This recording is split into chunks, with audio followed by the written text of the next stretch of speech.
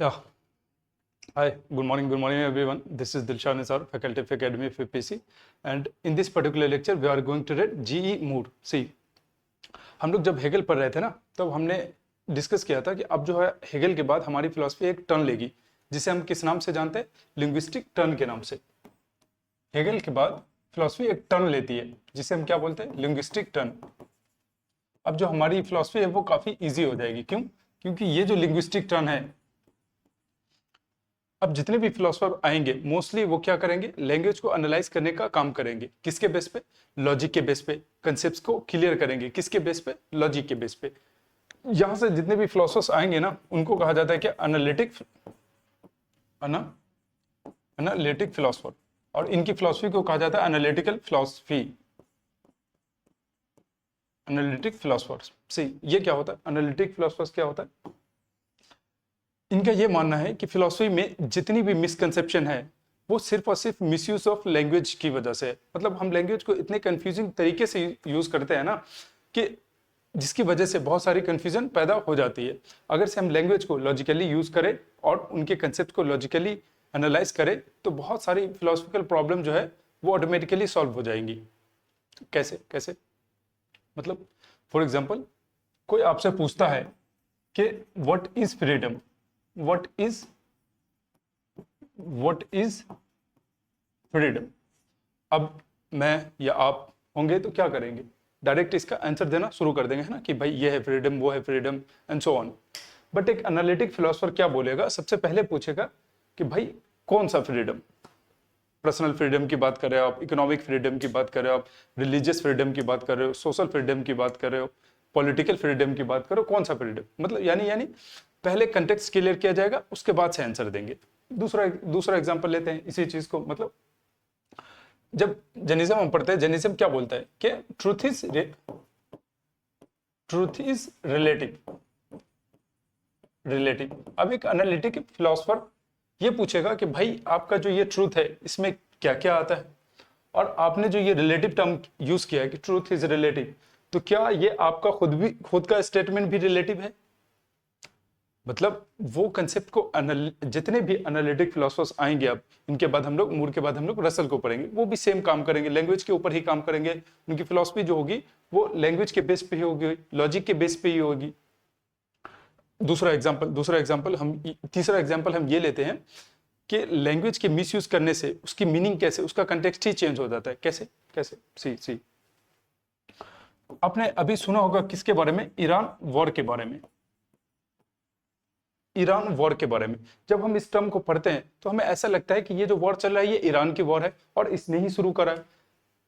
But सही, थोड़ी देर के लिए आप किसको सपोर्ट करते हैं डजंट मैटर, बट थोड़ी देर के लिए ना आपको न्यूट्रल होकर, न्यूट्रल पर्सपेक्टिव से सोचे। आप एक फिलोसफी के स्टूडेंट हैं, और इनफैक्ट अभी ना 2-3 फिलोसफर्स के बाद हमें पढ़ना ही है एडमंड हजरल को, तो वहां पर वो इस चीज को आपको न्यूट्रल बना ही देंगे कि आपको कुछ भी जानना हो ना नई चीजें, तो पहले आपका जो अपना पर्सपेक्टिव है, जो आपका अपना स्टैंड है, वो न्यूट्रल होना चाहिए ही। अब किसी भी साइड हो, मगर जब आप इस चीज को शुरू से एनालाइज करेंगे ना, तो पता चलेगा ईरान का तो ये वॉर ही नहीं था, ये वॉर शुरू करा इसराइल ने, अमेरिका ने। जब हम ये सुनते हैं तो क्या लगता है हमें कि ईरान ने शुरू करा है, ये जंग जो है ये ईरान की जंग है। बट ये वॉर शुरू किसने करा? अमेरिका ने, इसराइल ने। Iran war. यानी लैंग्वेज हम इस तरह से यूज कर रहे हैं ना कि उसकी मीनिंग ही चेंज हो जा रही है, उसका कंटेक्स्ट ही चेंज हो जा रहा है। सेम चीज जी मूर का कहना है कि भाई जितने भी आइडियलिस्ट हैं वो क्या कर रहे हैं? वो लैंग्वेज को इतने कंफ्यूजिंग तरीके से यूज कर रहे हैं कि उसका मीनिंग जो निकल रहा है वो लॉजिकल नहीं है, वो कंसेप्ट ही नॉनसेंस है। इस चीज को वो करने के लिए वो क्या करते हैं? दो चीजें लिखते हैं। पहला, रेफ्यूटेशन ऑफ आइडियलिज्म, जहां वो क्या करते हैं? आइडियलिज्म को रिफ्यूट करते हैं। और दूसरा, डिफेंस ऑफ कॉमन सेंस। जी मूर का सिलेबस जो है ना, हमें दो ही चीज पढ़ना है। जी मूर में हमें दो चीजें पढ़ना है। पहला क्या है? पहला है refutation of idealism. Moore is very much against idealism. इनका यह मानना है कि आइडियलिज्म जो है ना वो बिल्कुल खोखली है। जब हम इसे एनालाइज करते हैं लॉजिक के बेस पर, तो हमें पता चलता है इसमें तो ये कुछ है ही नहीं। Refutation of idealism. और दूसरा क्या है? Defence of common sense. Defence of common sense.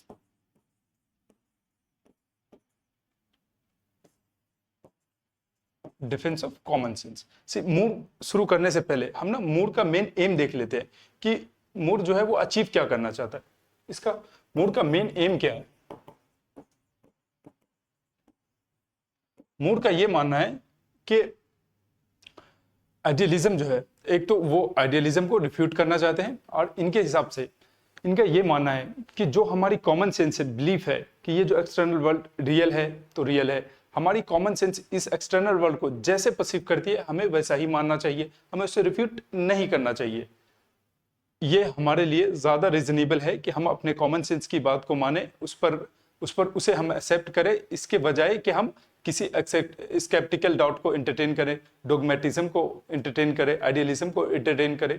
उसके बजाय हम अपने कॉमन सेंस, फॉर एग्जांपल जब ये मेरा कॉमन सेंस कह रहा है कि ये रियल है तो ये रियल है, मैं इसे परसीव कर पा रहा हूँ यानी परसीव कर पा रहा हूँ, ये स्पेस एंड टाइम में एग्जिस्ट करता है तो करता है, स्पेस एंड टाइम रियल है तो रियल है। जो हमारा कॉमन सेंस कह रहा है ना, हम उसे एज इट इज मान ले। इसके लिए ये क्या लिखते हैं? सबसे पहले लिखते हैं क्या? Refutation of idealism.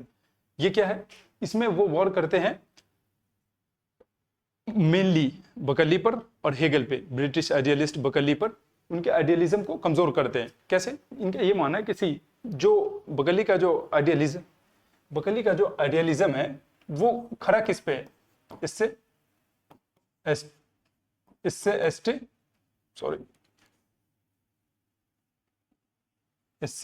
ST परसिपी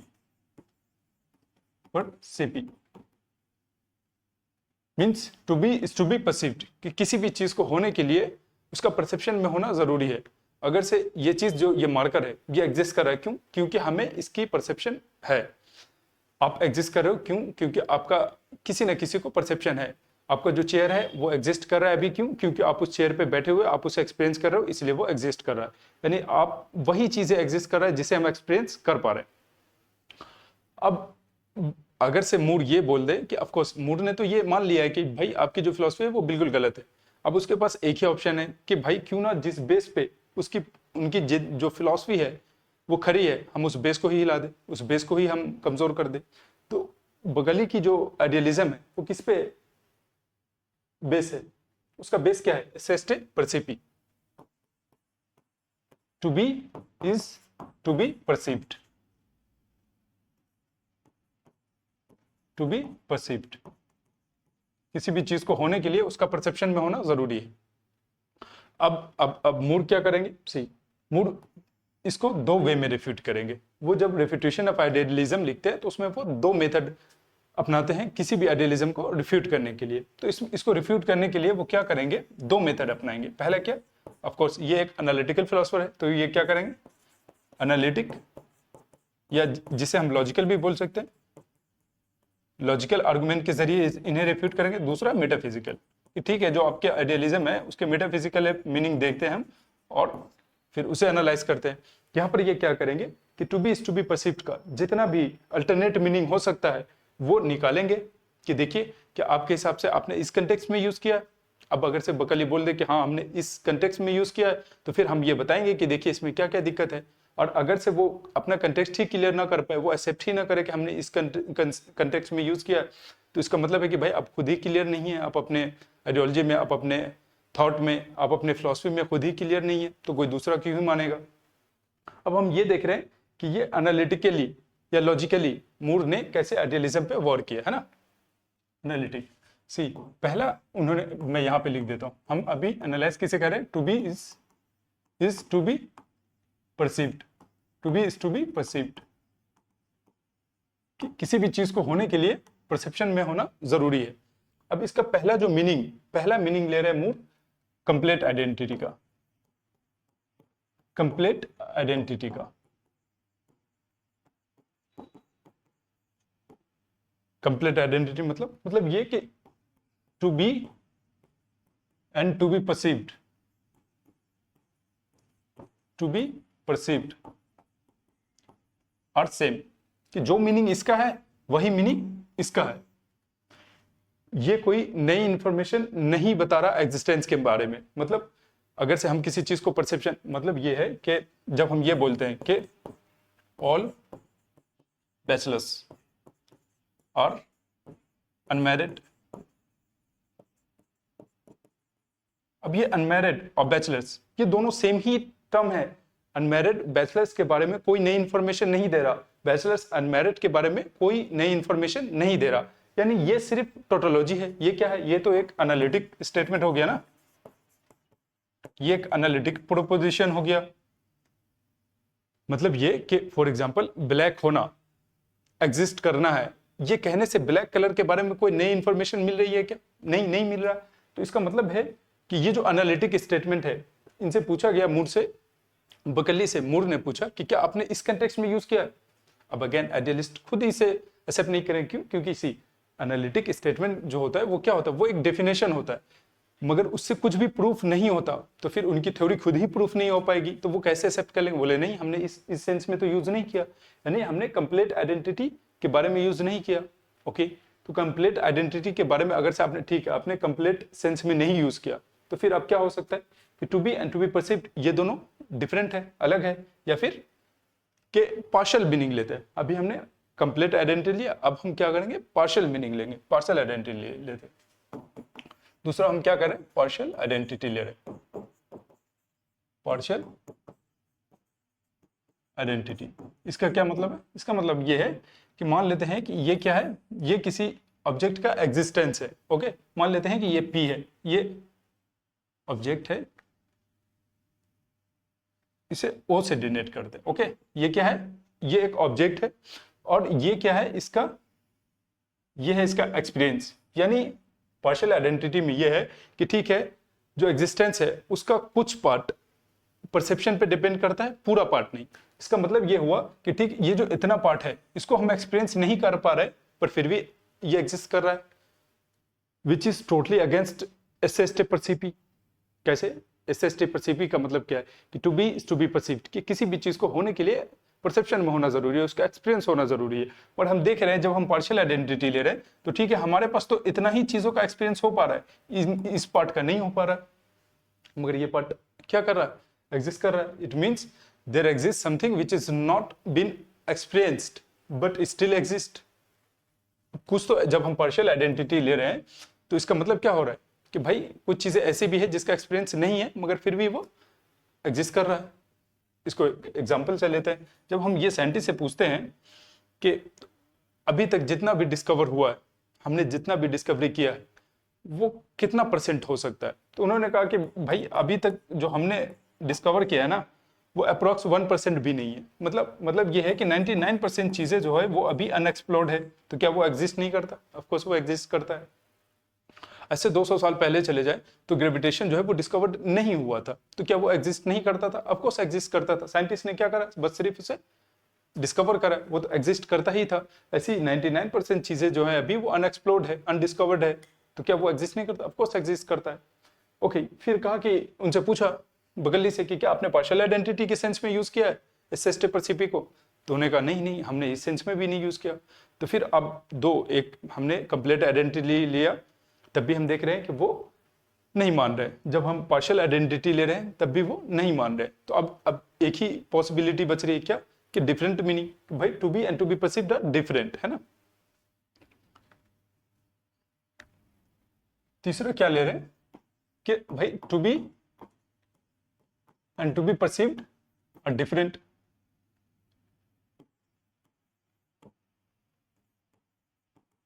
to be perceived और different but necessarily related। मतलब क्या है कि भाई जो मीनिंग टू बी का है वो टू बी परसीव्ड का नहीं, यानी टू बी परसीव्ड जो है टू बी के बारे में कोई नई इंफॉर्मेशन दे रहा है ना। अगर से ये बात सही है तो फिर क्या हुआ? ये स्टेटमेंट जो है वो सिंथेटिक हो गया।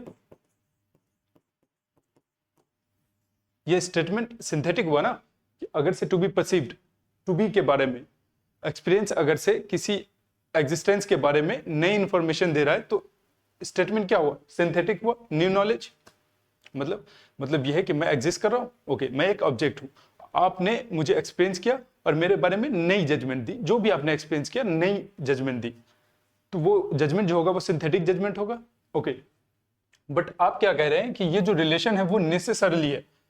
जितने भी आइडियलिस्ट हैं वो ये कह रहे हैं कि दुनिया में जितने भी रिलेशन होते हैं ना, वो सिर्फ और सिर्फ यूनिवर्सल होते हैं और नेसेसरी होते हैं, इसके अलावा कोई रिलेशन नहीं होते, यानी all relations are universal and necessary. But ऐसा किस में होता है? ऐसा तो सिर्फ एक ही जजमेंट में पॉसिबल है, और वो क्या, किसमें? एनालिटिक में ही होता है ऐसा। कांत को याद करें, हम लोग एनालिटिक और सिंथेटिक पढ़ चुके हैं ना। हम आइडियलिस्ट क्या कह रहे हैं? आइडियलिस्ट कह रहे हैं कि जितने भी रिलेशन होते हैं वो यूनिवर्सल और नेसेसरी होता है। मगर यहां पर हम देख रहे हैं कि जब to be perceived and to be का मीनिंग हम डिफरेंट ले रहे हैं, तो स्टेटमेंट जो है वो क्या हो जा रहा है, जो जजमेंट है वो सिंथेटिक हो जा रहा है। अब ऐसा कैसे हो सकता है कि कोई स्टेटमेंट एक ही टाइम पे सिंथेटिक भी हो और एनालिटिक भी हो? ये तो लॉजिकली पॉसिबल नहीं है। कैसे? सी, लॉजिक का ना 3 रूल्स है, लॉजिक का 3 रूल्स है। एक होता है क्या, ए मतलब ए है, मतलब जैसे खीर खीर है, पेड़ पेड़ है, आदमी आदमी है।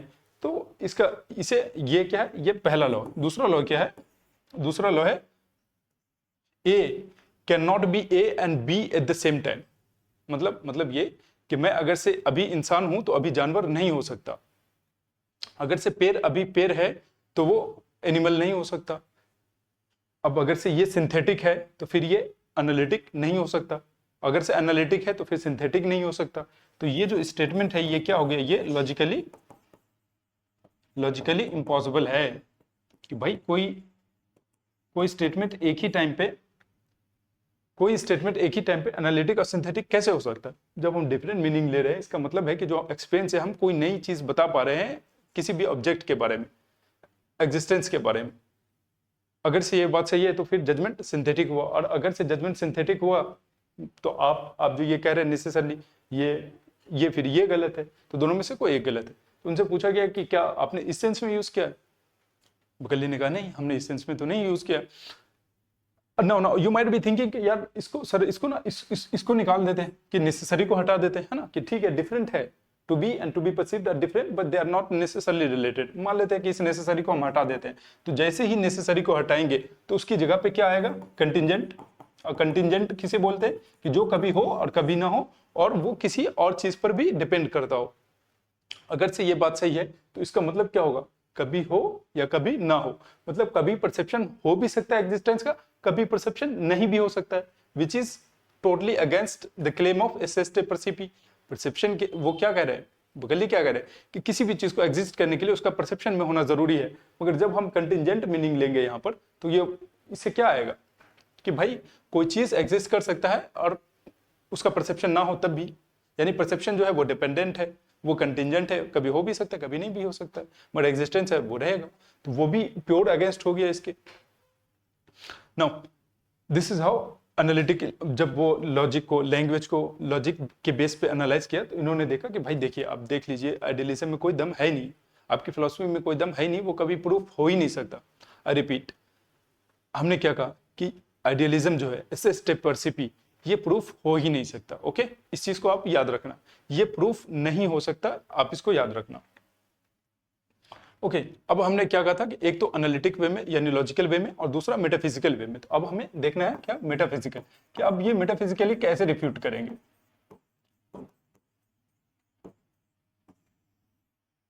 सॉरी,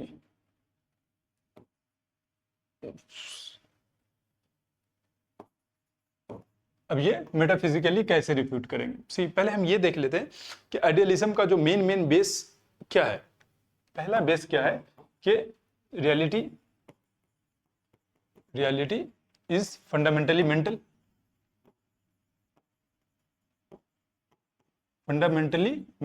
यानी reality is mind dependent. Okay, दूसरा क्या है कि एस्से एस्टे परसिपी, एस्से एस्टे परसिपी, to be is to be perceived, इसे बोलते हैं। ओके, तीसरा क्या है कि वो ना ऑब्जेक्ट और सब्जेक्ट में डिस्टिंक्शन ही खत्म कर देते हैं। मतलब उनका ये मानना है कि जो सब्जेक्ट ऑब्जेक्ट, आइडियलिज्म, जब हम कल जोसेफ स्कैलिंग को भी डिस्कस कर रहे थे, तो हमने क्या कहा था कि वो माइंड और मैटर के बीच का डिफरेंस ही,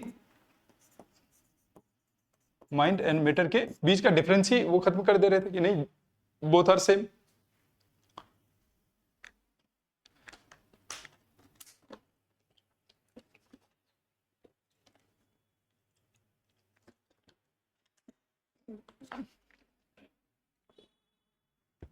तो अब ये क्या करेंगे, अब मूर के पास क्या चैलेंज है, मूर के पास चैलेंज है कि अब इन सबको वो डिफ्यूट करे मेटाफिजिकली, ये दिखा दे कि भाई ये जो है ये क्लेम ही फॉल्स है, ये क्लेम ही लॉजिकल नहीं है। अब वो क्या करेंगे, एक एक करके, और एक इसी में एक और है कि ऑब्जेक्ट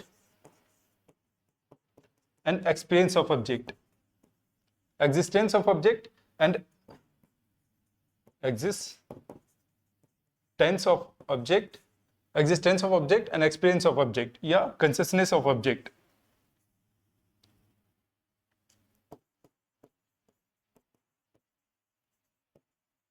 consciousness of object और सेम और सेम, ये मेन उनका आइडियलिज्म का बेस है। ओके, अब वो क्या करेंगे, एक एक करके इन सबको रिफ्यूट करेंगे। पहला, सब्जेक्ट ऑब्जेक्ट का डिस्टिंक्शन जो आइडियलिस्ट ने खत्म किया था, अब मूड उसको क्या करेंगे, रिस्टोर करेंगे। उन्हें का मूड सबसे पहले कहते हैं कि देखिए ऑब्जेक्ट एक अलग चीज है एंड परसेप्शन एक अलग चीज है। Being perceived, object is not equal to being perceived, मतलब ये कि ये जो ट्री है ये एक अलग चीज है और इसका जो अवेयरनेस है वो एक अलग चीज है। हम इस ट्री के बारे में, अवेयरनेस ऑफ ट्री एक अलग चीज है, इस ट्री के बारे में हम अवेयर नहीं भी होंगे तब भी ये एग्जिस्ट करेगा। ओके, मतलब जैसे अभी हमने थोड़ी देर पहले एक एग्जांपल लिया था, साइंटिस्ट क्या कहते हैं कि ओनली 1%, अभी जो है वो है ना, जितना भी डिस्कवर हुआ है वो अप्रोक्स 1% भी नहीं हुआ, यानी जो 99% चीजें हैं उसके बारे में अभी हम अवेयर नहीं है, हमारे कॉन्शियसनेस में वो चीजें नहीं है, अवेयर नहीं है। इसका मतलब ये नहीं है कि हम ये चीजें एग्जिस्ट नहीं करता, ये चीजें एग्जिस्ट करता है, चाहे हम उसके बारे में अवेयर हो या ना हो। परसेप्शन एक अलग चीज है, किसी चीज का ऑब्जेक्ट एक अलग चीज है, किसी चीज का एग्जिस्ट करना एक अलग बात है, उस चीज का एक्सपीरियंस होना एक अलग बात है। आइडियलिस्ट क्या करते हैं, अकॉर्डिंग टू मूर, आइडियलिस्ट क्या करते हैं, वो क्या करते हैं, किसी, जैसे मान लेते हैं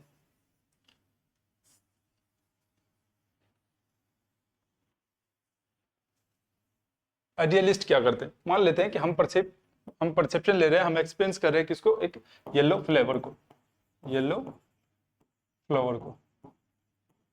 अब इसमें दो चीज है, एक साइड क्या है, एक साइड है येलो फ्लावर, येलो फ्लावर, और एक साइड क्या है,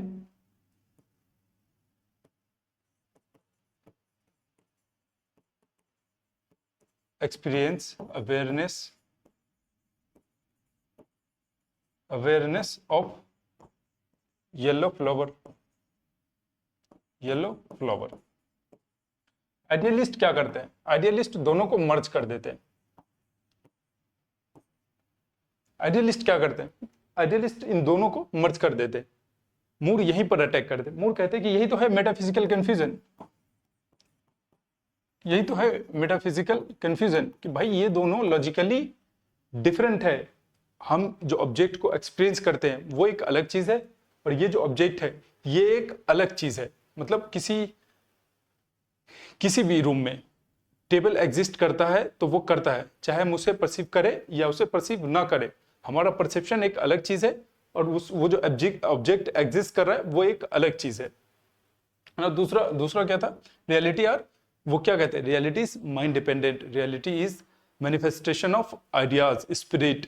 तो अब क्या करेंगे, ये इस चीज को प्रूफ करने की कोशिश करेंगे, किसी reality is independent of mind. दूसरा क्या करेंगे ये मेटाफिजिकली, कि reality is independent of mind, independent of mind. ये कैसे करेंगे, जितने भी आइडियलिस्ट होते हैं उनका क्या मानना है कि जो भी रियलिटी है वो हमारे माइंड का, हमारे आइडिया का मैनिफेस्टेशन है, ये माइंड डिपेंडेंट है। अब ये क्या आप बोल रहे हैं कि देखिए ये जो फिजिकल ऑब्जेक्ट है ना, फिजिकल ऑब्जेक्ट जैसे कि ट्री, माउंटेन,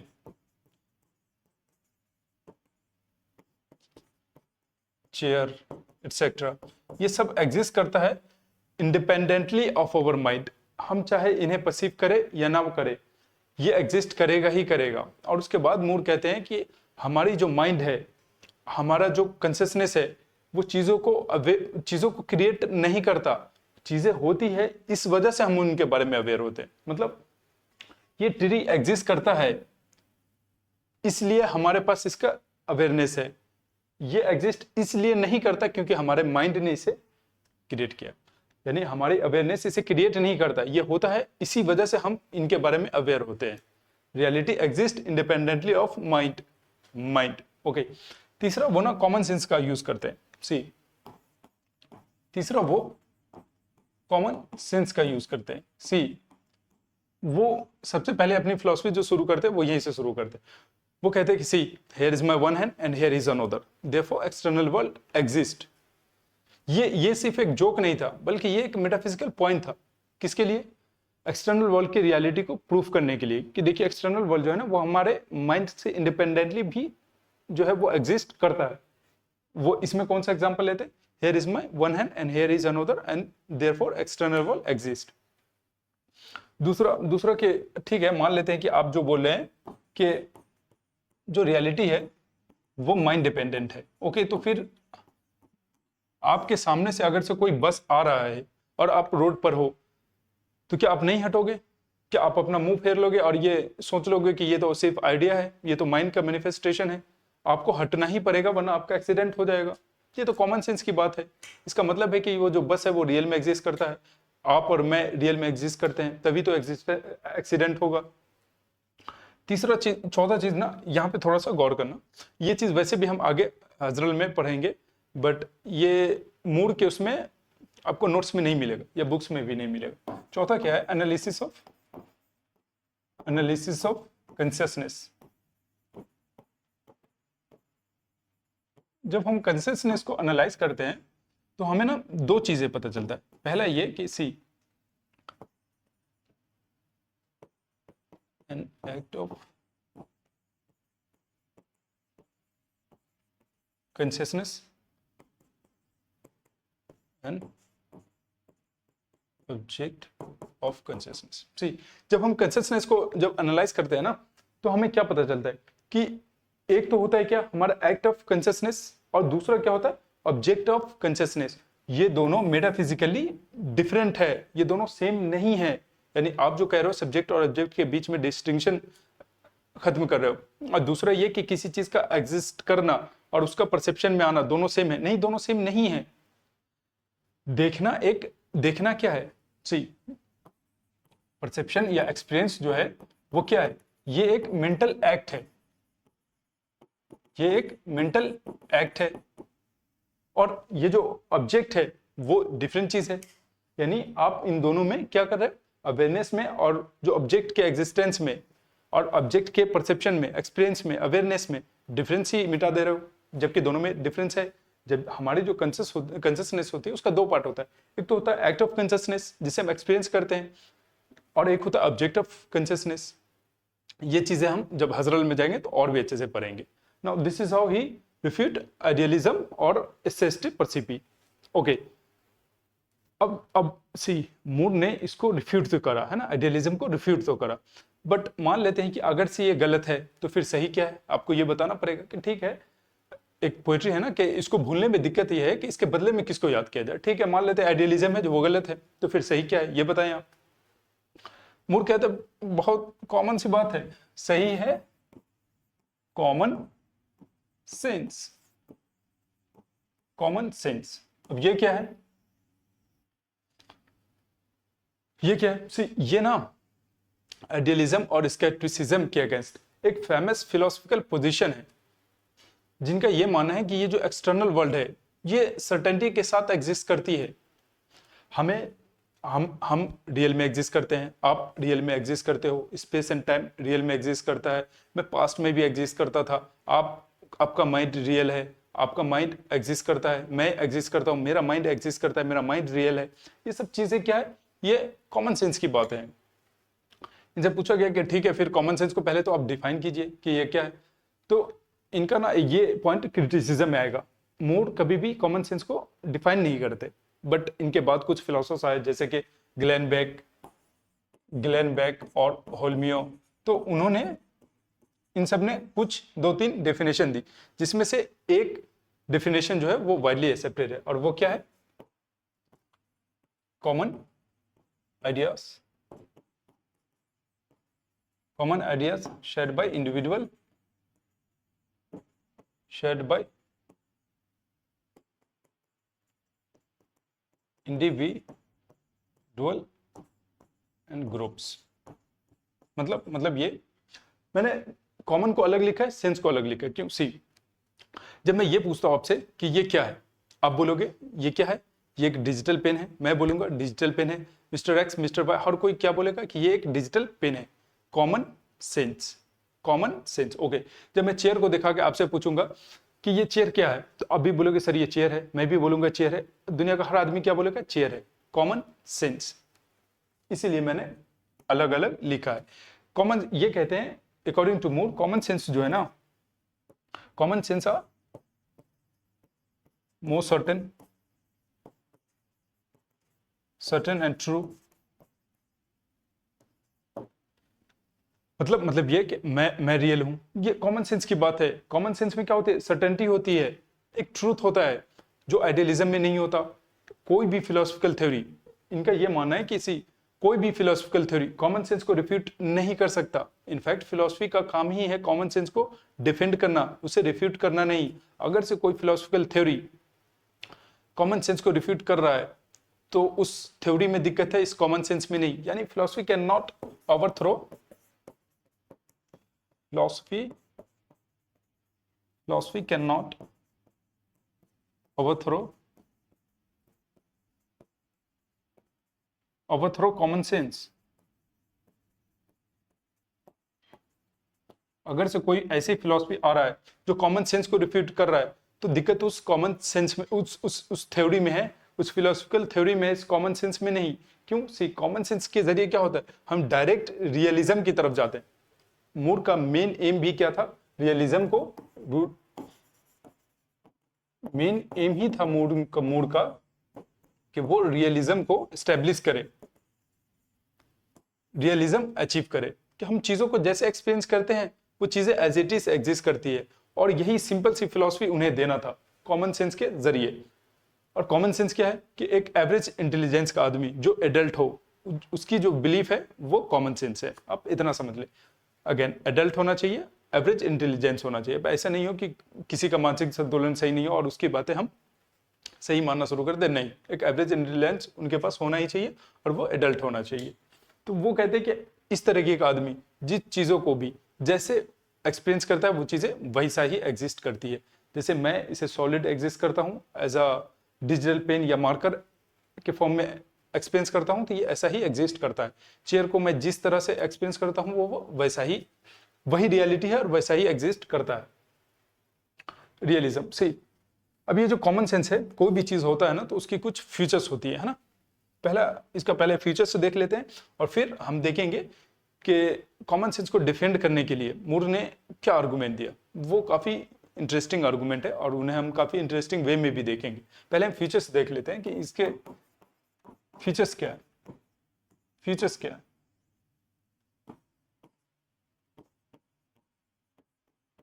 पहला फीचर्स है compulsive and everyday experience. Compulsive and everyday experience, everyday experience मतलब कॉमन सेंस वो चीज है जिसे हम हर रोज यूज करते हैं। मतलब अगर से आपको अभी प्यास लगा तो आप कहाँ जाओगे? पानी पीने ही जाओगे। अब ये तो नहीं कहोगे कि ये जो पानी है वो तो रियल है ही नहीं, रियल तो इसका आइडिया है। अगर से ये आप मानते भी हो तब भी आपको प्यास लगा तो कहाँ जाओगे? पानी पीने ही जाओगे। यानी ये वो चीज है कि आप उसे रिफ्यूट भी करते हो तब भी आप उसे फॉलो करने के लिए बॉन्ड हो, आप उसे मानना ही पड़ेगा। दूसरा इंट्यूटिव बिलीफ।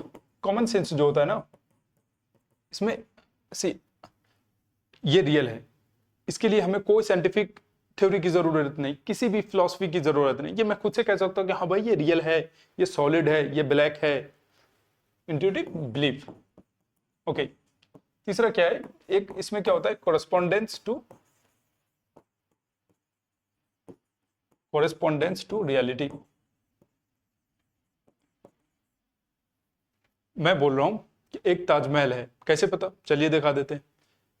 ये रियल है, कैसे पता? आइए दिखा देते हैं। ये ब्लैक है, कैसे पता? आइए दिखाइए। वहां मतलब हम जो कुछ भी कह रहे हैं ना, उसको हम रियलिटी से कॉरेस्पॉन्ड कर सकते हैं, 1 to 1 कॉरेस्पॉन्ड कर सकते हैं। ओके, चौथा क्या है? Defend against idealism. सी, ये ना आइडियलिज्म और स्केप्टिसिज्म के अगेंस्ट एक फेमस फिलोसफिकल पोजीशन है। जो हमारी कॉमन सेंस है वो आइडियलिज्म को, स्केप्टिसिज्म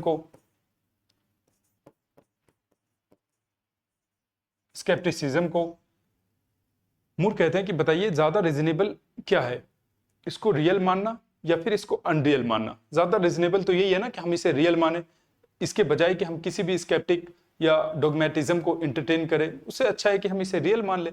हम जिस तरह से परसीव कर रहे हैं, हमारा कॉमन सेंस इसे जैसा बता रहा है, ये वैसा ही है।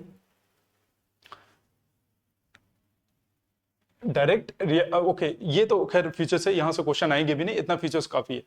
अब जो मेन चीज हम पढ़ने जा रहे हैं वो ये है। वो क्या है? Argument to defend common sense. जैसे आपने क्या करा? आपने आइडियलिज्म को रिफ्यूट करा।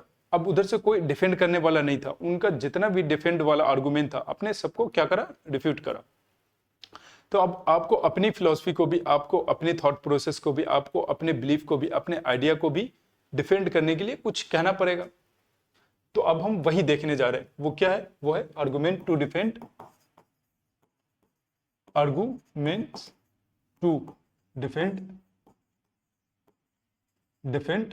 Common sense. सबसे पहला जो है ना, वो क्या है? Compulsive acceptance.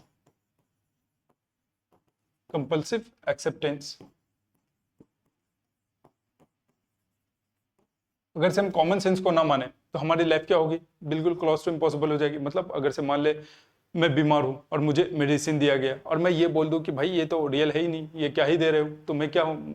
मर ही जाऊंगा। मुझे मानना पड़ेगा, मेरा कॉमन सेंस कह रहा है कि भाई वो मेडिसिन खाने से ही मैं ठीक होऊंगा, तो मुझे मेडिसिन लेना ही पड़ेगा। अगर से मुझे प्यास लगी है तो मुझे पानी पीना ही पड़ेगा, है ना? अब ये सब क्या है? ये कंपल्सिव एक्सेप्टेंस है।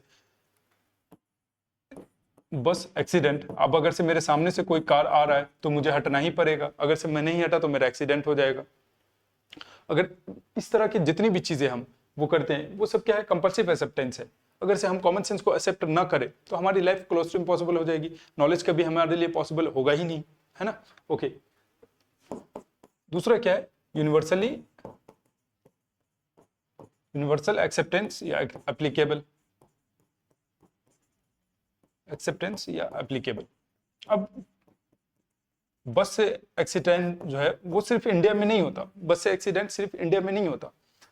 प्यास लगने पर सिर्फ इंडिया में ही पानी नहीं पी जाती, दुनिया में आप यूनिवर्स में कहीं पर भी चले जाओगे, आपको प्यास लगेगी तो पानी ही पीना पड़ेगा, और उसी लिक्विड फॉर्म में ही पीना पड़ेगा। बस से एक्सीडेंट सिर्फ इंडिया में नहीं होता, पूरे यूनिवर्सली होता है। किसी भी एवरेज इंटेलिजेंस वाले आदमी से पूछोगे कि भाई आपको भूख लगती है तो क्या करते हो, वो यही कहेगा कि भाई मैं खाना खाता हूँ। अब ये जो हमारा कॉमन सेंस है कि ये जो एक्सटर्नल वर्ल्ड रियल है, ये कॉमन सेंस यूनिवर्सल एक्सेप्टेबल है। अब किसी भी वर्ल्ड में जाके बोलोगे कि ये जो मार्कर है ये रियल है, हर कोई बोलेगा ऑफ कोर्स ये रियल है। ओके, तीसरा चीज क्या है? Argument from sense experience. See, जितने भी राशनलिस्ट होते हैं ना, आर्गुमेंट फ्रॉम सेंस एक्सपीरियंस, जितने भी राशनलिस्ट होते हैं वो क्या करते हैं? वो इम्प्रेसिज्म को इस वजह से रिफ्यूट करते हैं कि भाई एक्सपीरियंस है ना, हमें कभी कभी ये एक्सपीरियंस है, ओके, एक्सपीरियंस से ना हमें बहुत टाइम इल्यूजन हो जाता है, हमें हेलुसिनेशन हो जाता है, हम रस्सी में सांप को देख लेते हैं, इसीलिए हमें इसे नहीं मानना चाहिए ना। मूल क्वेश्चन करते हैं कि ठीक है, मान लेते हैं कि हमने कहीं पर देखा कि वो रस्सी है और हम उसे सांप समझ बैठे और हम डर भी गए, बट ये बताइए कि फिर हमें कैसे पता चलता है कि वो सांप नहीं है, वो रस्सी है? फर्दर एक्सपीरियंस से ही पता चलता है। जब मुझसे फिर से गौर से देखते हैं तो पता चलता है कि नहीं, ये तो रस्सी है, ये सांप नहीं है। मतलब जो इल्यूजन हो रहा था, जो हेलुसिनेशन हो रहा था, जो हमें रॉन्ग परसेप्शन मिल रहा था, रॉन्ग कॉग्निशन हो रहा था, वो फर्दर सेंस एक्सपीरियंस से ही तो ठीक हो रहा है ना। तो इसका मतलब है कि जो हमारा सेंस एक्सपीरियंस है वो रिलायबल है, रिलायबल सोर्स ऑफ नॉलेज है। मैं इसे एक्सपीरियंस कर पा रहा हूँ कि ये ब्लैक है, मैं ये एक्सपीरियंस कर पा रहा हूँ कि ये सॉलिड है, मैं एक्सपीरियंस कर पा रहा हूँ कि ये लिखने के काम आता है। तो हमें इस चीज को क्यों ही रिपोर्ट करना। दूसरा है, चौथा क्या है, argument from dream. Argument from dream. See, Descartes को याद करें। डेकार्टे क्या करते हैं कि भाई डाउट करो, क्या पता कि हम लोग सपने में हो। अगर से मान लेते हैं कि ये आर्गुमेंट सही भी है कि हम लोग सपने में हो, तो सपना, ये जो ड्रीम है, dream itself is the very opposite of reality. अगर से हम लोग सपने में है, इसका मतलब है कि कोई रियलिटी एग्जिस्ट करता है। अगर से रियलिटी नहीं होता तो सपना क्या ही होता। ओके, आर्गुमेंट फ्रॉम इनकंसिस्टेंसीज, ये कितना, फोर्थ है। फिफ्थ क्या है, आर्गुमेंट फ्रॉम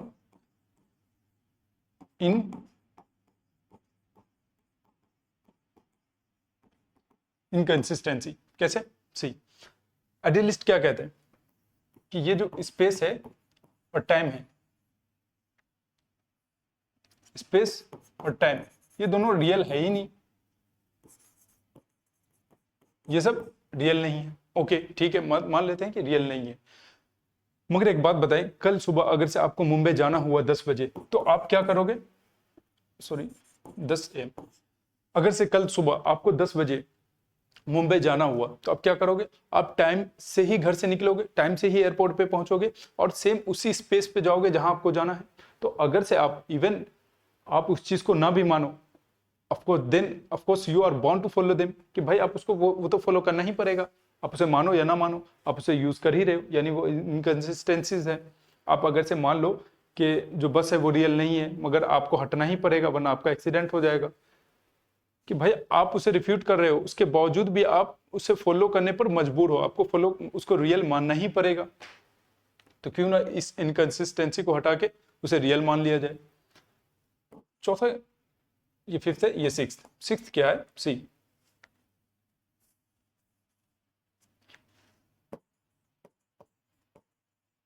डिफेंड अगेंस्ट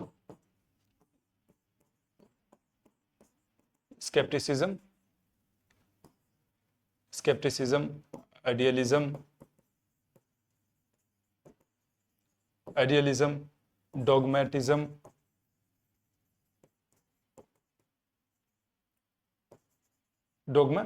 सी,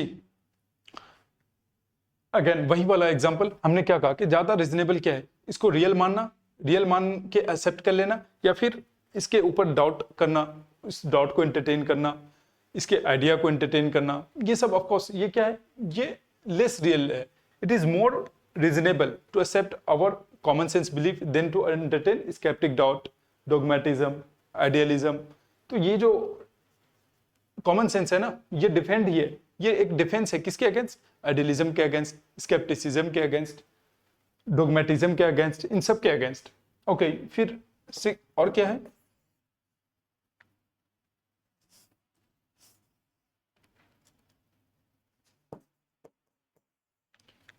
पानी पी लेता हूं।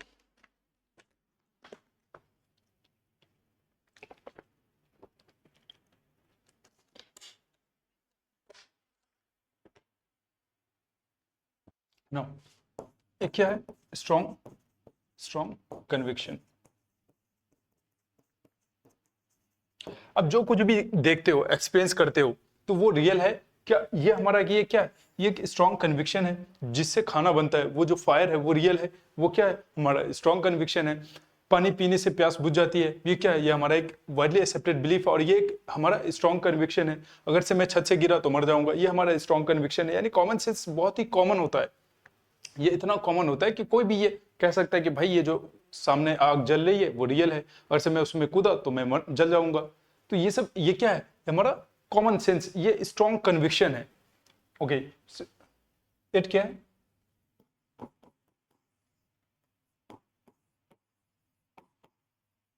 सर्टेन, इसमें क्या होता है, सर्टेनिटी होती है, मतलब common sense carries high degree of certainty. ज्यादा, हमने कहा ना कि ज्यादा सर्टेनिटी किस में है, इसको रियल मानने में या इसका आइडियाज या इसको अनरियल मानने में। ज़्यादा रियल मानने में, इसकी रियलिटी को हम बिल्कुल प्रूफ कर सकते हैं। मान लेते हैं कि कोई मेडिसिन है, उसे रियल मानने में हमारा ज़्यादा सर्टेन ट्रू है। कैसे? अगर से हम कोई मरीज होगा और उसे ये कह दे कि भाई ये जो मेडिसिन है ये रियल है ही नहीं, तुम क्या ही खा रहे हो इसको, तो वो क्या होगा? वो मर जाएगा। और अगर से हम उसे वो मेडिसिन दे दे रियल मान के, वही ज़्यादा सही होगा। सो मूर ये कह रहे हैं कॉमन सेंस के जरिए वो रियलिज्म पे जा रहे हैं। वो डायरेक्ट वो जा कहाँ रहे? डायरेक्ट रियलिज्म पे। भाई हम जिस चीज को डायरेक्ट रियलिज्म पे, भाई जिस चीज को हम एक्सपीरियंस कर पा रहे हैं, तो फिर क्यों ही उस पर डाउट करना? डाउट उन पे किया जाता है ना जो जब हम किसी चीज पे इन्फ्लुएंस लगा रहे हो। तो अब अगर से कोई रेनफॉल हो रहा है तो रेनफॉल हो रहा है, अब इन्फ्लुएंस कहां पर लगाया जाता है? जहां पर हम सिर्फ और सिर्फ क्लाउड को देखें, तो वहां पर इन्फ्लुएंस लगाया जाता है, वहां पर डाउट किया जाता है कि हाँ इट मे बी पॉसिबल कि रेन हो या ना हो। मगर जब हम ये देख पा रहे हैं कि भाई ये मार्कर है, ये रियल है, तो आप इसमें डाउट क्यों ला रहे हो अननेसेसरी? इससे होगा क्या? सी 20th सेंचुरी में ये जो लिखते हैं ना अपना डिफेंस ऑफ कॉमन सेंस, ये 1925 में लिखते हैं। अब ये वेस्ट में हुआ क्या था कि अब मॉडर्न लोग साइंस के ऊपर काफी डेवलपमेंट कर रहे थे।